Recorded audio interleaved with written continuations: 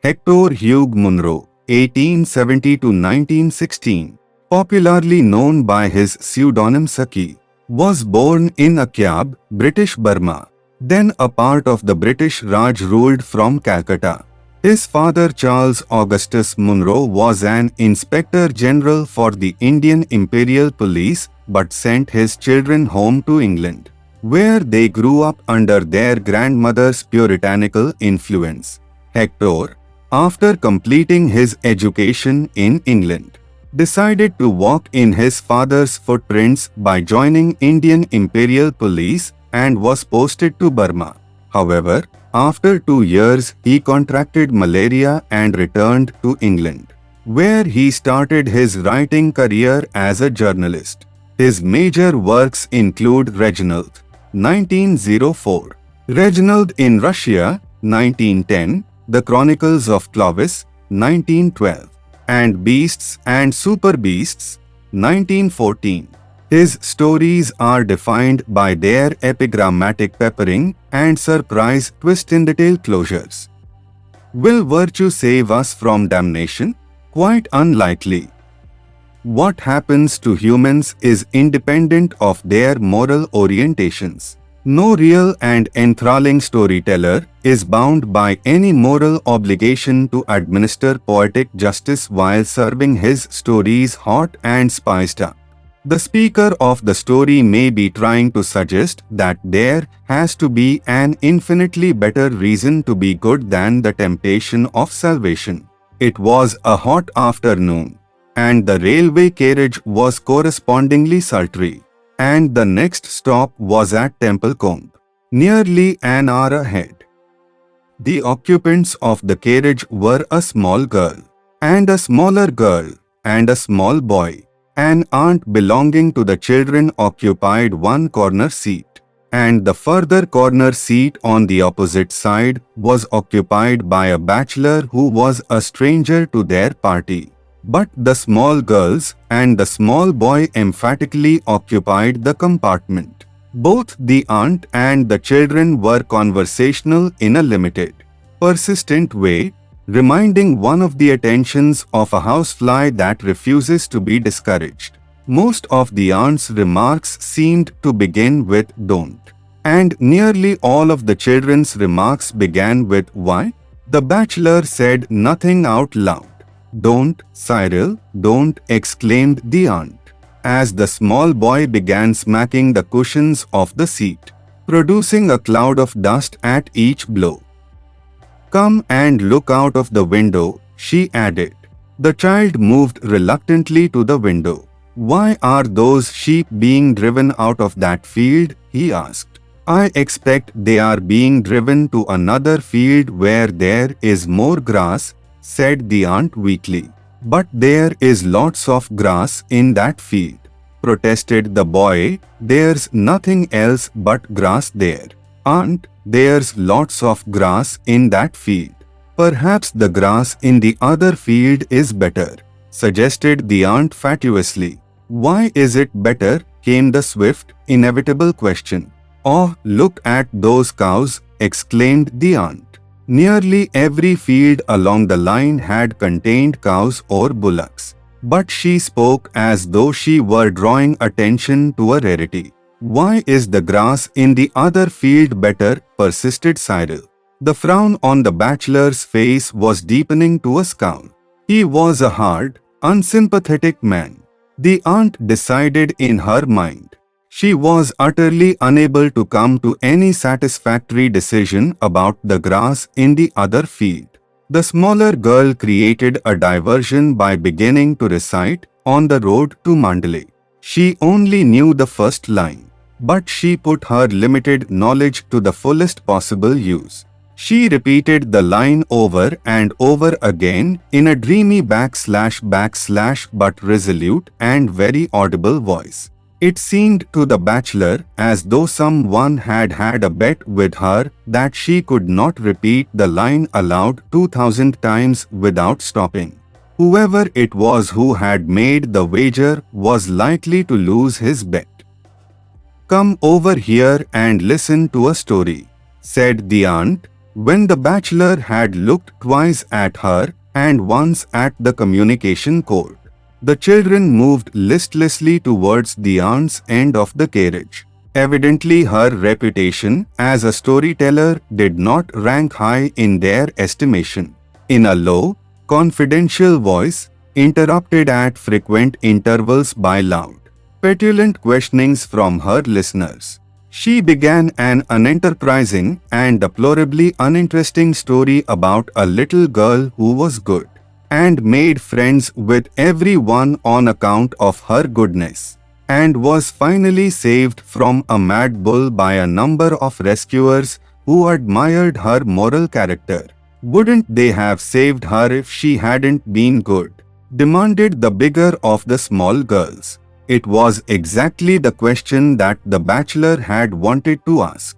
Well, yes, admitted the aunt lamely.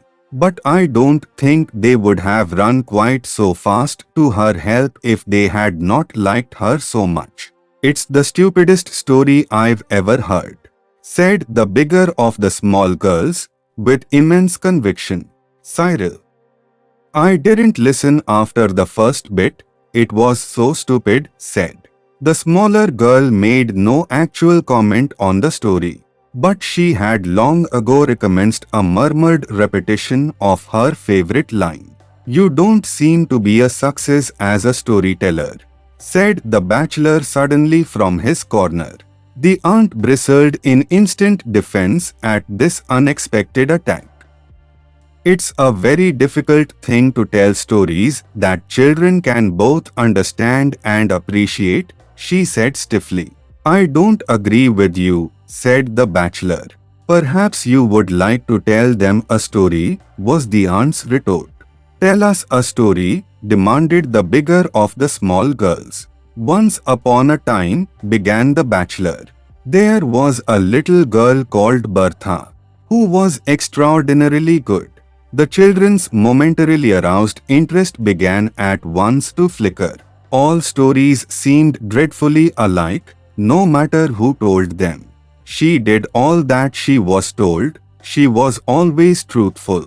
She kept her clothes clean, ate milk puddings as though they were jam tarts, learned her lessons perfectly, and was polite in her manners. Was she pretty? Asked the bigger of the small girls. Not as pretty as any of you, said the bachelor, but she was horribly good. There was a wave of reaction in favor of the story. The word horrible in connection with goodness was a novelty that commended itself. It seemed to introduce a ring of truth that was absent from the aunt's tales of infant life. She was so good, continued the bachelor, that she won several medals for goodness, which she always wore pinned onto her dress. There was a medal for obedience, another medal for punctuality, and a third for good behavior.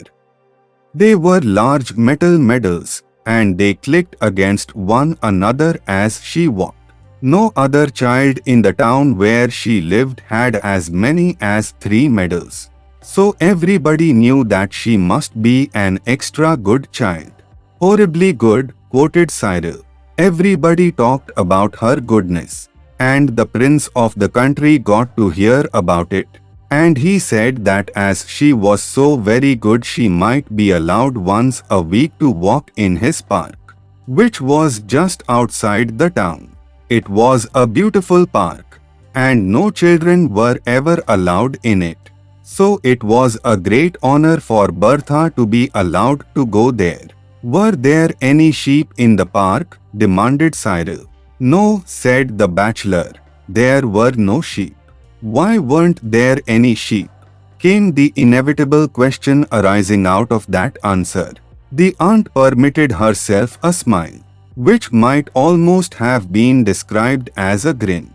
There were no sheep in the park, said the bachelor, because the prince's mother had once had a dream that her son would either be killed by a sheep or else by a clock falling on him. For that reason, the prince never kept a sheep in his park or a clock in his palace. The aunt suppressed a gasp of admiration. Was the prince killed by a sheep or by a clock? Asked Cyril. He is still alive, so we can't tell whether the dream will come true, said the bachelor unconcernedly. Anyway, there were no sheep in the park, but there were lots of little pigs running all over the place. What color were they? Black with white faces, white with black spots, black all over, grey with white patches, and some were white all over. The storyteller paused to let a full idea of the park's treasures sink into the children's imaginations. Then he resumed. Bertha was rather sorry to find that there were no flowers in the park. She had promised her aunts, with tears in her eyes, that she would not pick any of the kind princess flowers, and she had meant to keep her promise. So of course it made her feel silly to find that there were no flowers to pick. Why weren't there any flowers? Because the pigs had eaten them all, said the bachelor promptly. The gardeners had told the prince that you couldn't have pigs and flowers, so he decided to have pigs and no flowers. There was a murmur of approval at the excellence of the prince's decision. So many people would have decided the other way. There were lots of other delightful things in the park. There were ponds with gold and blue and green fish in them, and trees with beautiful parrots that said clever things at a moment's notice, and humming birds that hummed all the popular tunes of the day. Bertha walked up and down and enjoyed herself immensely, and thought to herself, if I were not so extraordinarily good, I should not have been allowed to come into this beautiful park and enjoy all that there is to be seen in it. And her 3 medals clinked against one another as she walked, and helped to remind her how very good she really was. Just then an enormous wolf came prowling into the park to see if it could catch a fat little pig for its supper. What color was it? Asked the children, amid an immediate quickening of interest. Mud color all over, with a black tongue and pale grey eyes that gleamed with unspeakable ferocity. The first thing that it saw in the park was Bertha. Her pinafore was so spotlessly white and clean that it could be seen from a great distance. Bertha saw the wolf and saw that it was stealing towards her, and she began to wish that she had never been allowed to come into the park. She ran as hard as she could, and the wolf came after her with huge leaps and bounds. She managed to reach a shrubbery of myrtle bushes, and she hid herself in one of the thickest of the bushes. The wolf came sniffing among the branches, its black tongue lolling out of its mouth, and its pale grey eyes glaring with rage. Bertha was terribly frightened, and thought to herself, if I had not been so extraordinarily good, I should have been safe in the town at this moment. However, the scent of the myrtle was so strong that the wolf could not sniff out where Bertha was hiding, and the bushes were so thick that he might have hunted about in them for a long time without catching sight of her, so he thought he might as well go off and catch a little pig instead. Bertha was trembling very much at having the wolf prowling and sniffing so near her, and as she trembled, the medal for obedience clinked against the medals for good conduct and punctuality. The wolf was just moving away when he heard the sound of the medals clinking and stopped to listen. They clinked again in a bush quite near him. He dashed into the bush, his pale grey eyes gleaming with ferocity and triumph, and dragged Bertha out and devoured her to the last morsel. All that was left of her were her shoes, bits of clothing, and the 3 medals for goodness. Were any of the little pigs killed? No, they all escaped. The story began badly, said the smaller of the small girls. But it had a beautiful ending. It is the most beautiful story that I ever heard, said the bigger of the small girls, with immense decision. Cyril. It is the only beautiful story I have ever heard, said. A dissentient opinion came from the aunt. A most improper story to tell to young children. You have undermined the effect of years of careful teaching. At any rate, said the bachelor, collecting his belongings preparatory to leaving the carriage. I kept them quiet for 10 minutes, which was more than you were able to do. Unhappy woman, he observed to himself as he walked down the platform of Templecombe station. For the next 6 months or so those children will assail her in public with demands for an improper story.